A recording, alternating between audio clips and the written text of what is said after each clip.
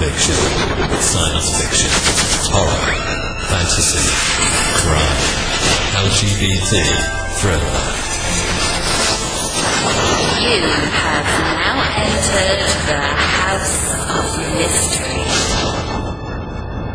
with your hosts, Eric Shapiro, David North Martino, John Copenhaver, and Al Warren. Heard on NCA 106.5 FM Los Angeles, 102.3 FM Riverside, and 105.0 AM Palm Springs. Oh, welcome back into the House of Mystery. I'm Al Warren, Mr. David North Martino. Oh, my real name. Yeah. Yes, I am here. Wow. Yeah, I'm using the real name. You come back from karate, I've got to be careful. Yes. Hey, what was that big jump kick there I saw there? That was pretty amazing, hey? Yeah, well, that was like 10 years ago, though. Yeah, I was going to say, because you couldn't lift it. I could do it, but landing, I don't want to blow out an ACL. ACL. Probably cracked the ground. What are you talking about? No, that's true, too. But that looked pretty cool. Well, thank you. Yeah, my wife took that photo. I just saw it like today, and I was like, wow, that's pretty amazing. Yeah. You're like that movie star, You just, all this moving, and that was crazy. I have to be careful now. I have to show some respect. I'm going to get beat up here. I don't know what's karate soup here. Picture helped me. Okay. Yeah. Plus you had hair. Yeah. What happened to your hair? Yes. Yeah, right. I don't know. I lost most of it in the 90s war. or whatever. And, in the war. Yeah. The war. I lost it in the war. That was like 2000. I think that was like 2008 or something. So, yeah. Yeah. A little more hair back then. Yeah. Oh, I'll say. But it was shaved. But it was good. I mean, you looked good. You should use that as all your pictures now. Yeah, that's going to be my picture from now on. Don't let them see. That's kind of my thought, after that last doing this picture for that book. Hey, I'm working on it, okay? Yeah. I still have some COVID weight. Oh, is that what it is? That's what it is. What was the weight before I'm blaming COVID? The pandemic. But there was weight before COVID. What is it? That was something else. It's the cheeseburger weight. It was cheeseburger weight. Yeah, exactly. Well, anyway, that's enough of that. It's meanness, You're a mean person you are. But, well, today we've got a publisher with us, and they've got all sorts of books out, and we've kind of done different publishers before, so let's find out what's going on in the publishing world. All right. I need to know. I need to get a book out, see if I can get published here. That's right. So we've got the runners of Brigids Gate Press, and so that's Stephen and Heather Ventura. So thank you for being here, guys. Thank you so much for having us. Thank you. It's great to be here. Yeah, hopefully you say that at the end of the show. We'll see. They might be hanging up on us. Listen, so what makes you get into the publishing world in a world like today? Like what drew you into that business? What made us decide to do it when we did, I think, is probably partially insanity. But we both grew up surrounded by books, always reading, always at the library, always at the bookstore.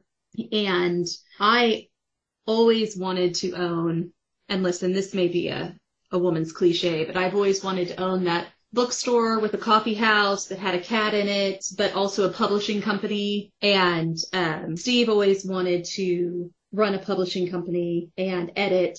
And so we'd been married for a while. All the kids grown up, left, adults, have their own problems. And, we just thought, instead of just saying one day, why don't we just do it? And I think this is where the insanity plays in. I don't know if you hit a certain age and you forget that you like sleep or having Saturday mornings to yourself. But we were just like, hey, we have the time, we have the funds, and let's quit talking about it and let's just do it. Yeah. And that's how we kind of came to be, is instead of just being like, hey, one day that'd be a fun dream, we're like, hey, nobody's getting younger. And now's the time. Yeah, like Shia LaBeouf says. Well, I don't know. I'm getting younger. You're getting younger. Yeah, I'm getting younger. You found the fountain of youth, or you've got a vampire friend? No, I just keep putting old pictures up. I keep getting younger. Well, so was this everything you expected it to be? Like Steve, let's hear from you. Was this everything you thought it would be? Everything and then some.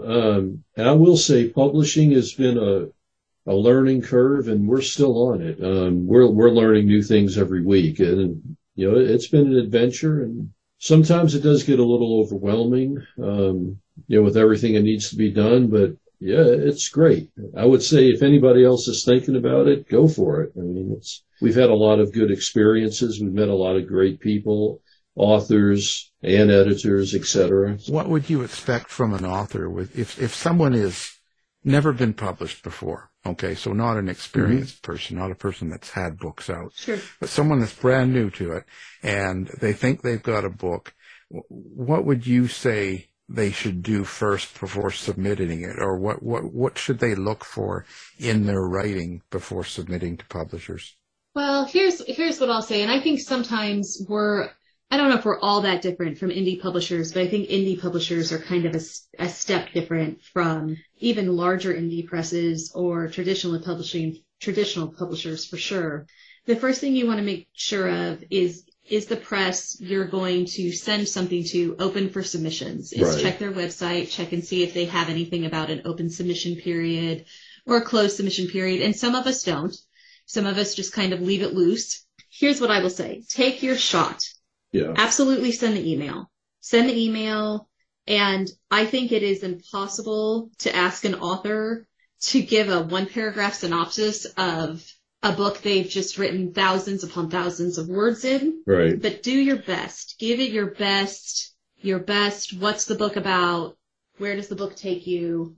I always encourage people to put content warnings if they have a book that has a lot of, and here are my big ones. If you've got a lot of on-the-page sexual assault, a lot of on-the-page child death, or suicide, include that in your synopsis, either at the beginning or the end.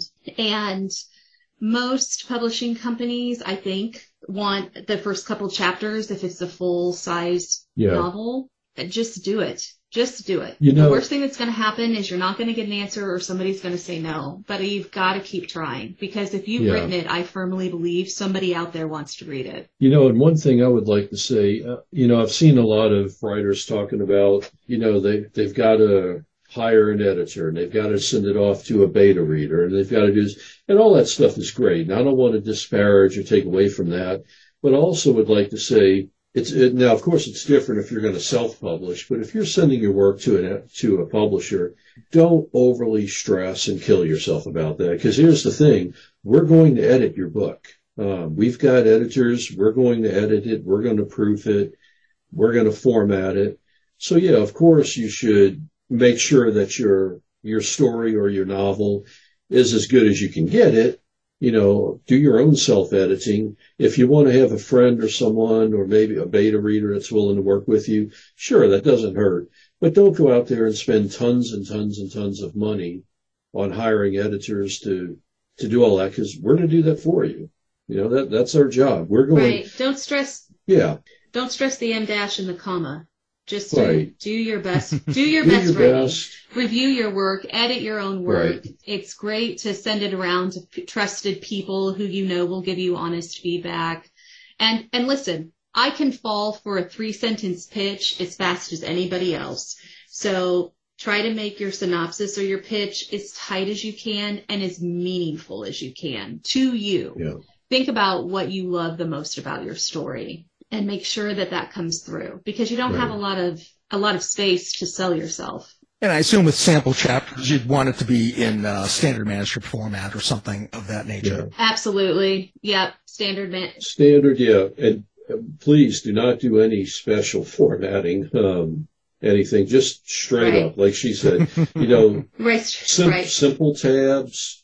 Times New Roman is great. 12 pitch. Don't really do anything much more than that, because if we do take your book, we're going to have to format it, and the more special formatting you do, that's more of a headache for us, because we've got to reformat it and pull it back out. So just do straight up. Well, it's more of a Yeah. Do you like pictures?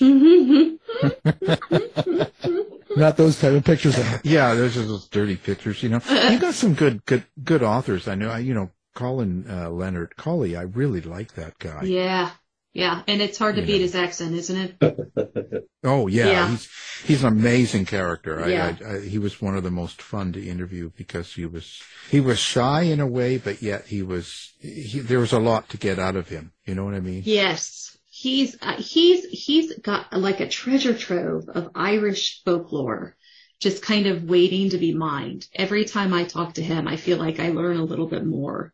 I enjoy all of our authors. We haven't had one yet that I wouldn't resign for another book. Oh, come on. There's got to be one. Knock on all the wood. This better not be jinxing me, but knock on all the wood. There's got to be a bad one in there somewhere. We want to get some gossip here. You won't get it out of me. I love them all. I was just telling a friend of mine the other day, every book we release is my favorite book. And every time I redo something or marketing about a book from the backlist, I'm like, oh, this is my favorite book. Oh, this is my favorite color.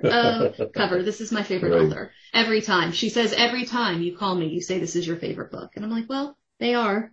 And just as a kind of a little tidbit for y'all, I've had to learn since we've begun to kind of keep Heather out of the editing process because. Oh, yeah. Heather has. Listen, we almost got divorced. Yeah, we almost got divorced and shut down the press with our first novella. That was rough. That was rough. I cried. Yeah, Heather has a tendency to read the first draft. She falls in love with it. Then it comes to me. So I'm starting to work on the editing process.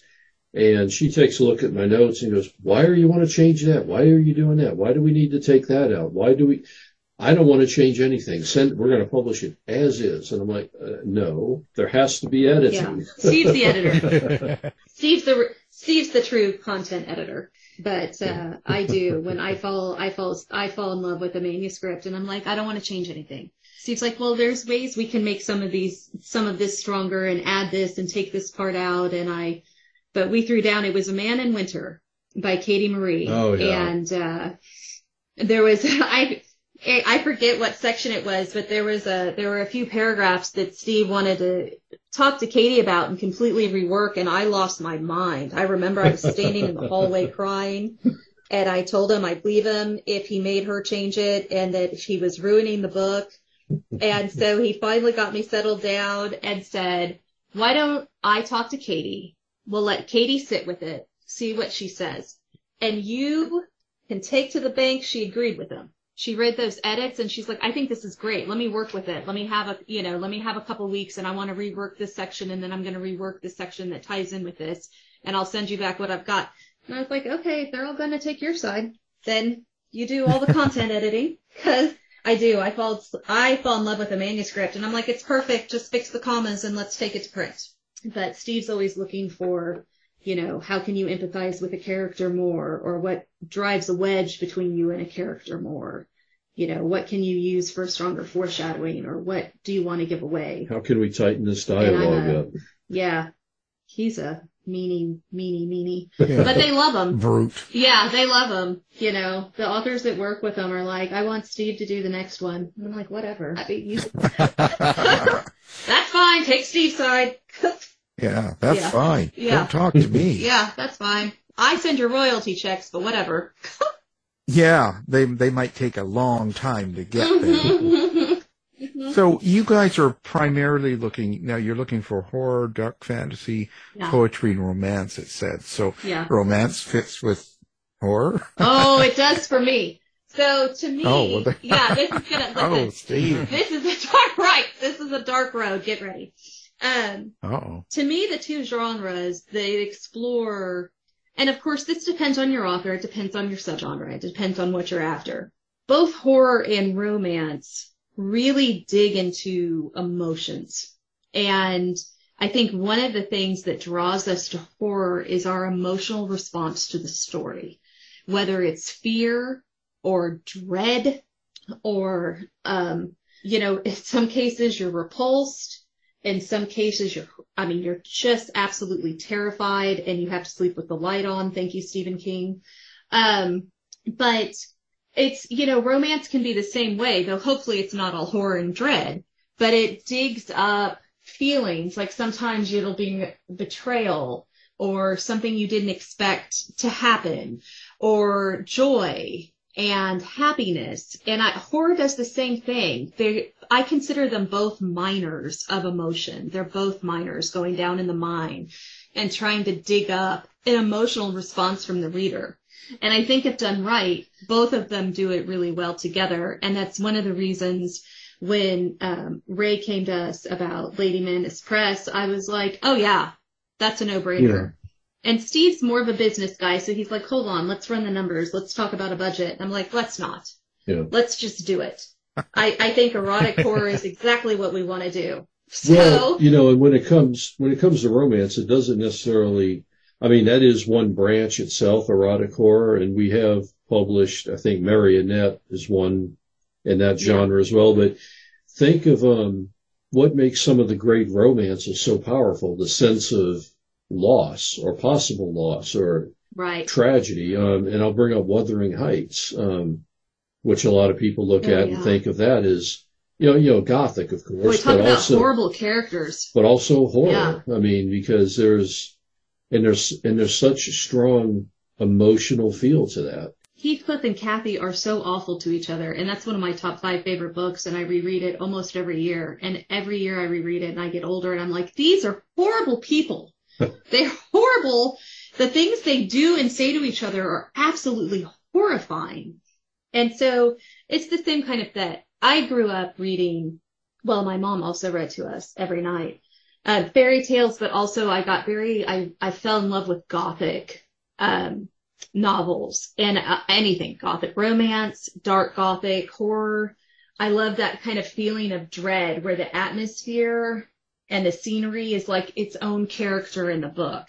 And so I kind of feel like that. I feel like emotions sometimes are like the third character in a scene with your two main characters.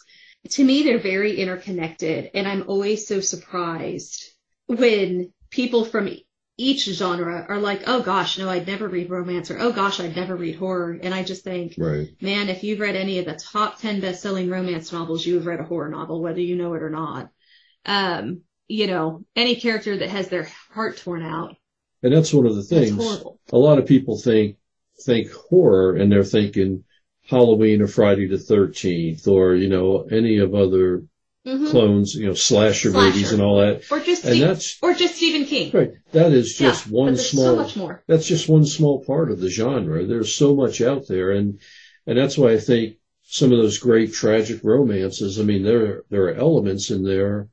The pain, the loss, the idea, things that have gone wrong. Those are all strong elements of horror. Yeah. The fear.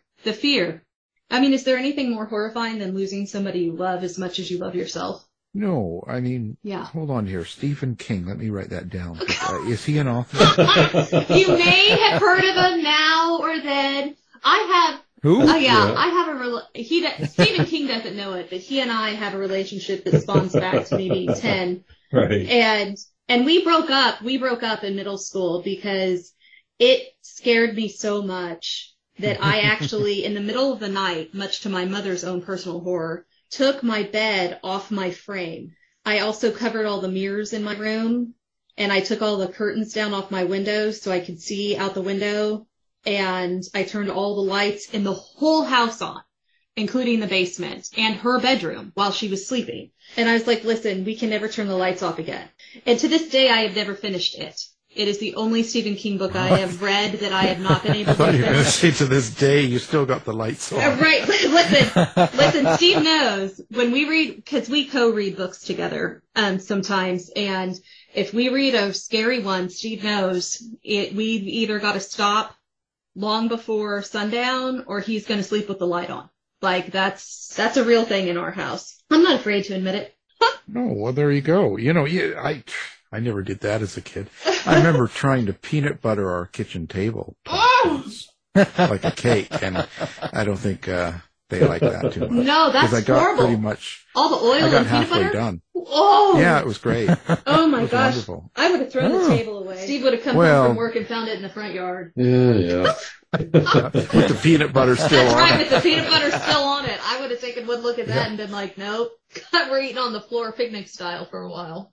Yeah, I should say, I wonder what my mother had to go through to clean that. That would've been that's horrible. not fun. Horrible. Yeah, Yeah. I know. What a terrible kid. Look at, Oh, wow. This is like the beginning of a horror story. Yeah. I peanut buttered half of the kitchen table. Well, I would have done more, but I ran out of peanut butter. Oh my gosh. You ruined lunch. I was thinking like a cake. It wasn't an evil thing. I mean, my evil started maybe a year or two later. Right, after it was But, inspired by the peanut butter incident. Yeah. That's That's it. terrible. Then I throw the cat on the table. Oh no! Oh no! This Oh is my horrible. God. They didn't lock me up. I know. So listen, you guys like Halloween, I guess. Is Halloween a big deal because you're into horror and dark fantasy and all this? We so what do you Halloween. guys, are you dressed up for Halloween? What are you going as? You know what? We haven't dressed up for Halloween in 7.5 years because we lived out on a ranch, and nobody trick or treats, unless we were going to a party. But I don't know. This year we may dress up because we're back in town and my neighborhood's got a trick or treat event like every day starting Saturday until Halloween. And I am in it. I decorated for Halloween on July 1st. I am ready. Wow. Yeah, it is real. It's a whole, Halloween just isn't a day here. It's a whole quarter. It's a whole season. So what do you think it is about Halloween? Like, what is Halloween? And why do you think so many people get into it? What is it about that day in particular, you think? Well, I mean, listen, I have a lot of personal opinions about this and I think part of this is because I've got Irish ancestry, but if you had that great Irish grandmother who still carved turnips even now in her new home, there's kind of a certain element of the Day of the Dead spookiness, especially if they were Irish Catholic with All Saints Day and All Souls Day. And so I can't really speak for anybody else, but Halloween was always a really big deal in our house. Growing up, my mom made all of our costumes. We would tell spooky stories, and my grandmother, my father's mother, I grew up hearing ghost stories from her every time I spent the night out there. She'd have a new ghost story. And so, I loved it. And like Halloween was just like starting October 1st, it seemed like at school. Tell me if you guys are old enough to remember this, because I was talking to a younger cousin of mine who swears they never did this at her school. But did you remember how you had music class, art class, but like starting in late September, October, in music class in elementary school, did you learn spooky songs? Like No, the Ghost of I John? can't remember. Yeah. Like the Ghost No. of John? Yes, you did. Where did you go to school? My husband and I went to different school districts. I was appalled to learn this. Yeah. Well, I didn't go to the Church of Satan school. I got to know him afterwards. Or afterwards, Oh, as an adult, yeah. We learned spooky songs, and we listened to Night on Bald Mountain and learned how to sing, what's that song, The Ghost of John, and there's a whole bunch of like kids spooky Halloween songs from the 70s. And the Monster Mash. yeah, listen, we danced to Monster Mash in music class, and in art class we were drawing, like we would turn on Night of Bald Mountain and draw pictures inspired by the music. And like maybe it was just the school I went to, but we went all out. We had Halloween costume parades. We trick-or-treated older classrooms. And Wow. I mean, our school, it was a big deal. Maybe I did go to the School of Satan. I don't know. Did you drink a lot? Were they doing drugs in school? Like what? I mean, I was still, 8. I don't recall, but it was just, I don't know. Halloween was a big deal. It was almost a bigger deal than, winter holidays, because I think because you're in school during Halloween, you don't get the day Right. off, which I was always horrified by, but I don't know. Halloween was always just a big deal. And Steve grew up in New Orleans, where I swear it's always Halloween. So, Yeah. There's scary stories all the time, I should say that. Yeah, scary stories all the time. And the cemeteries Yeah. are all above ground. Yeah. which is creepy and There's a weird. lot. There's an enhancement of death Right. in New Orleans. Yes. Right. I mean, it's very. Yes. Yeah. That's how I see it. I mean, it seems very dark. Mm-hmm.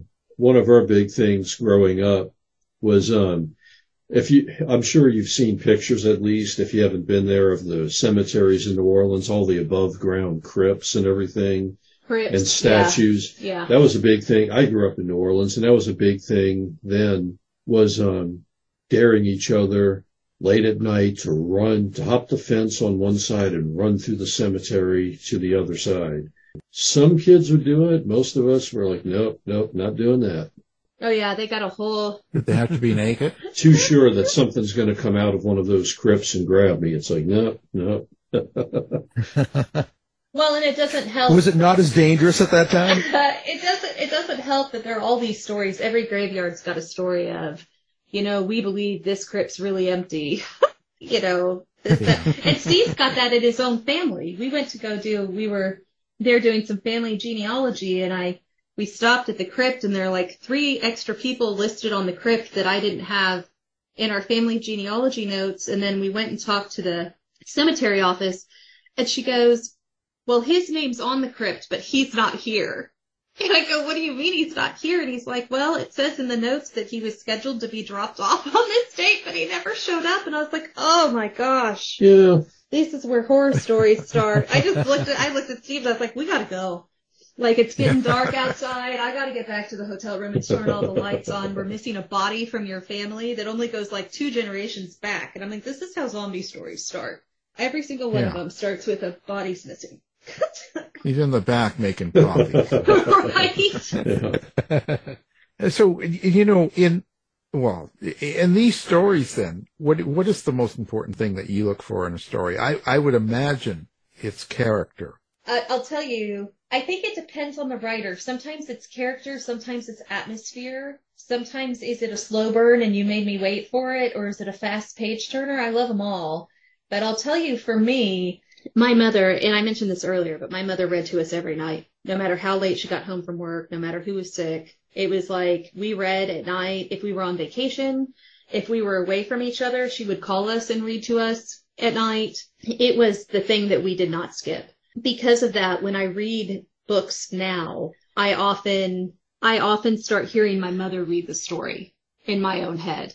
So for me, what I'm really looking for in a book, and this seems very elusive, but does my mother start reading the story? In every book we have published, I have heard my mother's voice at one point in the story, reading it out loud to me. And I think if I were to try to put on paper what that is, I think what that is the point in a story where I realize the atmosphere is big, the characters are big, and something very spooky is going to happen.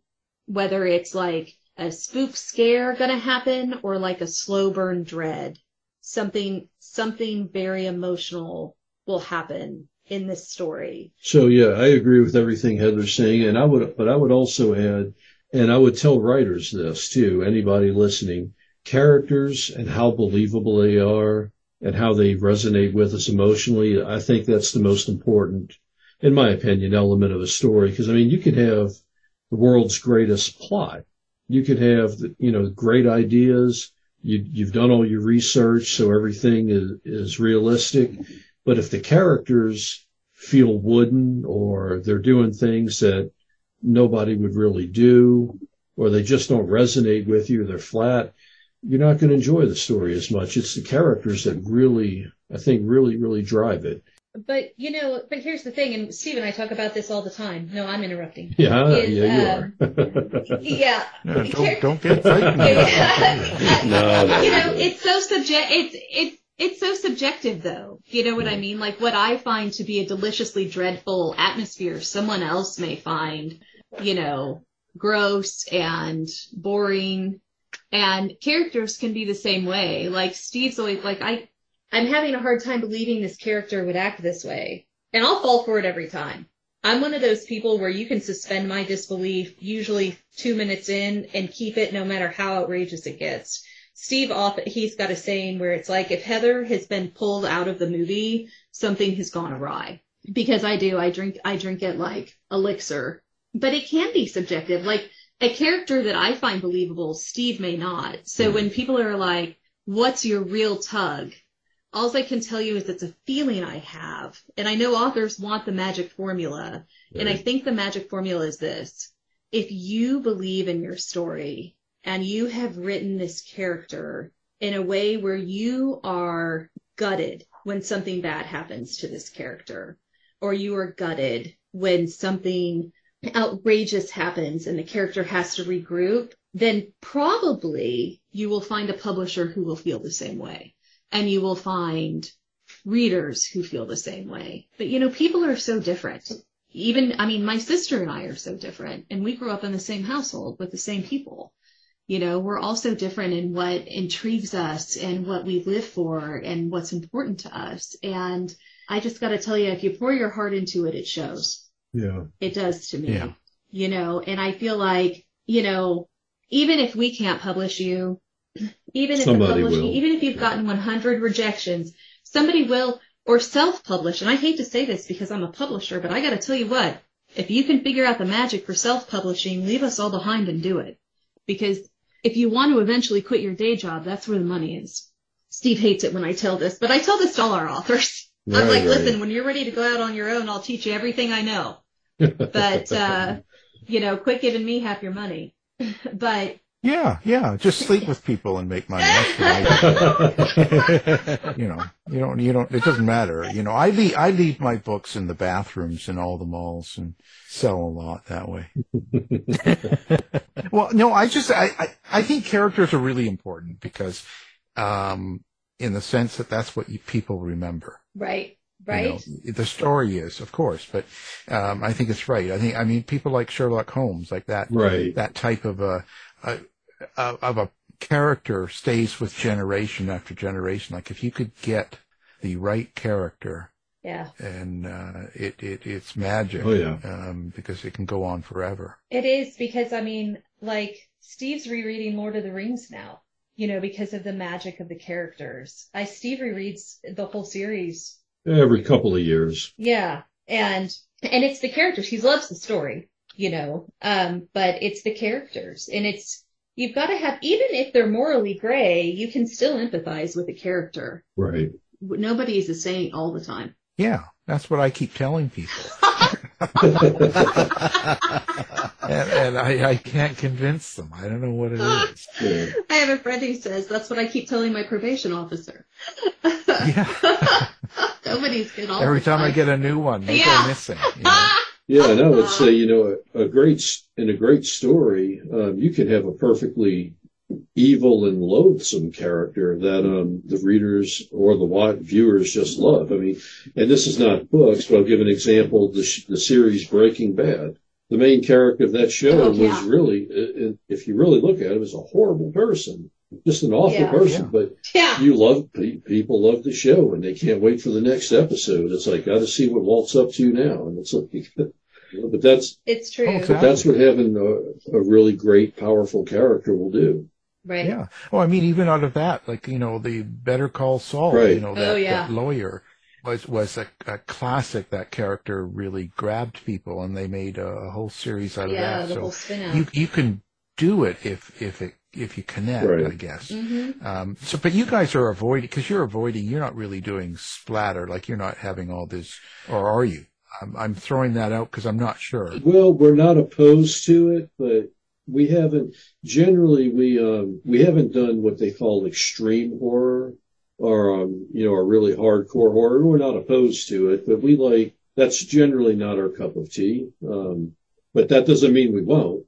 We gentled into it with the anthology Blood in the Soil, Terror on the Wind, which is a Western. Right. And it definitely has splatter elements. It's certainly not as splatter or as extreme as I have read. Right. But it's... You save that behavior for home. Right. We save that for behind closed doors. That's not public behavior. Right. And I wouldn't say that I'm opposed to it, but I would say that it's not something I pick up off a shelf when I see it in a bookstore. When we were getting ready to start that anthology, I did read 2 that are definitely classed as splatter, because I didn't want to be shocked when I read some of those short stories about how extreme they might get. And it's not my favorite genre, but I will tell you, it's a very cathartic genre. Do we do events? Well, we did just do 2 book signings for one of the books. But we haven't tabled any of the conventions yet. When we went to Stoker's, we just went as guests. Didn't we, Steve? We didn't table at Stoker's. Yeah, and we just went to the StokerCon one time. So Yeah. far, so. So, but it's we it hope takes to. time. You have to get. That's it. We hope to. We listen. We kind of jumped off the deep end and decided to publish 2 books a month this year, which doesn't leave a lot of time for eating or sleeping or going to the grocery store, let alone doing book events. Right. But when we settle down, we're hoping to go do more cons for sure, because they always look like so much fun, and we had a blast when we were at Stoker when it was in Denver. Oh yeah. Yeah. Oh, it is a great way to network and meet people. Yes. Oh, absolutely. More than anything else, I think it's the best thing. I haven't been to StokerCon either. I was thinking next year, but I've been to StrokerCon. Oh no! That's bad. No. That's different. Yeah. That's different. And World Fantasy Convention is in Kansas City right now, this week and this weekend. And we would love to go, but we just, between our day jobs and other things going And on, Brigids Gate, we can't do it. Yeah. Yeah. But That's a lot of work. Yeah, it is. It's a lot of work, but it is one of the best times to meet people face to face. When we were at Stoker, that's when we met Zach face to face, wasn't it, Steve? Was it Stoker and Zachary Denver? Rosenberg. Yeah, Yeah. Rosenberg, and several authors actually that we met face to face. And what we learned was when we go and I meet somebody that I've read for a while and love, I will squeal like a fangirl instead of introduce myself. Yeah. So, and that's only mildly embarrassing the first time it happens, and then I just rolled with it. But yeah, I literally squealed like an 8-year-old girl when I met Linda Addison in a hallway at StokerCon. So She's very nice. yeah, she was very kind when I couldn't make words happen. And I did the same thing. I recently met Walter Williams in Santa Fe, New Mexico, and the only thing I could say to him was, "Please stand right here. I have to find my husband." And like, that's it. Not hello, my name is Heather. I've loved your work or anything like that. I was like, "Please just stand right here. I have to find my husband. I'll be right back." And I was like, "That's cool. That's cool, Heather. Well done. Well, good adulting. Good adulting." Yeah. I always scream like an 8-year-old girl myself. Right. Right. Oh, we also met Francesca face to face at StokerCon, didn't we, Steve? Yeah, it is a great place to network, and it's a great place to hang out with not only writers, but editors and people who format and people who market and people who love horror and read horror or fantasy or romance or whatever the convention is. Like, if you had the chance to go, no matter how small the convention in your local town is or the town next door, I think they're always worth going to because you meet so many people, and we meet so many great publishers who have really helped us along the way when we've had questions. So what's Terrify Your Tablet about? Let's talk about that. Yes. Okay. So Lindsay at Horrorsmith has organized Terrify Your Tablet, and you can learn more details at terrifyyourtablet.com. And what's going to happen is on October 31st, over 200 authors, and it's thriller, horror. I think there may even be some mystery, and all the subgenres within are offering up their ebooks for free. And the platform may change. Some of them will be on Amazon. Some might be on Apple or Nook. So it just depends on the author and where they have their ebook listed. But Horrorsmith at the Terrify Your Tablet website on about 2 days beforehand is going to upload a searchable list where you can search by author name or title or subgenre to find new books, new authors to you, and then you can go and download the book for free on the 31st. You do not have to have a paid subscription like to Kindle Unlimited. They'll be listed free outside of Kindle Unlimited if you're an Amazon user. But it's Nook's doing, if the author has listed them with Barnes & Noble's Nook. There's Apple, there's Kobo, there's Barnes & Noble Nook, and then Kindle. Yeah. So whatever platform the author has their ebook listed on, I've heard BookFunnels, if some of the authors are using BookFunnel to do it. So there'll be a link you can click on from the website that'll take you to that book, to the platform you're interested in downloading it in. And it's a great way to find new authors that you had never heard of, or a story you're not sure about. Like the description looks interesting, but you normally wouldn't spend, money to get the book. It's a great way to find a new author or a new subgenre that you really, really love. And as a reader, I love these events, and different genres throw different events throughout the year. But I have found so many authors that I will now buy the hardback the day it is released because I love them so much that I will give them precious bookshelf space in the house. But I have found them through a lot of these, hey, we're doing a free Stuff Your Kindle Day, or a free Terrify Your Tablet Day, or free Cozy Mystery Day. And they're fantastic events, and they're lots of fun. And I'll tell you, if you're on TikTok and you start following the hashtags, it's almost like being in a book club or at a book event, like an author signing, because the TikTok bookers, I don't know what the right word is. Book talk. Book talk. Yes, book talk. They get so excited about books that they've combed through the list and they're going to get, and they'll share their lists. And then, 6 weeks later, they'll share their update about what they read and what they loved and who's going on the new favorite author list.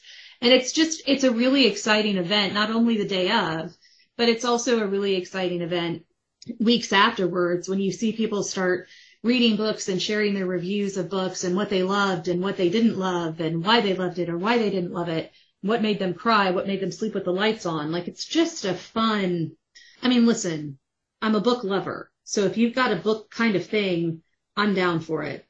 I'm a reader first, I think, and a publisher second. And much to Steve's horror.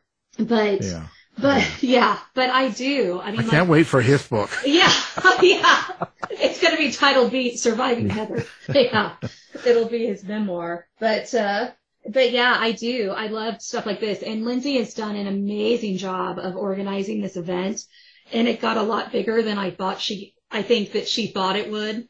And she's really just taken it in stride. I'm really excited. I'm really excited to see it happen.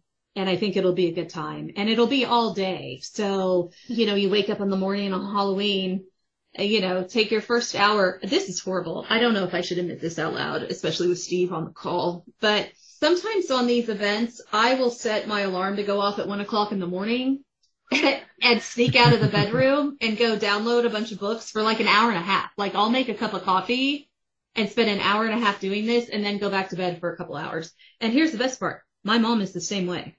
We were literally just doing this with Cozy Mystery. And, we will send each other links to books we think the other one would like. And it's just so much fun. The more friends that you can get involved in it, it's just a good time. It's just a good time. So listen, Heather, do you have issues trying to separate the voices in your head and real voices?